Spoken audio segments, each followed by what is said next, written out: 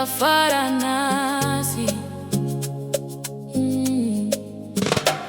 Ndakafamba murima ndega, vanhu vachindiseka, misodzi ichiyerera pasi, asi ndakaramba ndichinamata. Mazuva akaoma akapfuura, ndichitsvaga nzira, nhasi zvino ndava kupupura. Mwari vandisimudza, handichachema zvakare, nguva yekukunda yasvika. Jehovha vandisimudzira, mwoyo wangu wazara mufaro.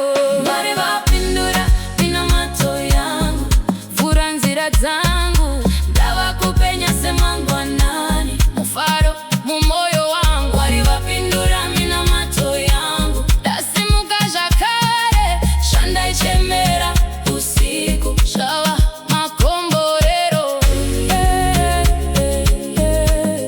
Makomborero. Ndakamboshaya tariro, ndichingoti zvapera, asi Mwari vakandivata ruoko, vakandiratidza chiedza. Nhasi ndinofamba ndichiseka, makomborero achiuya, vanhu vese vachishamiswa nesimba raMwari. Haleluya, ndinotenda makandisimudza Baba, zviroto zvangu zvazarura.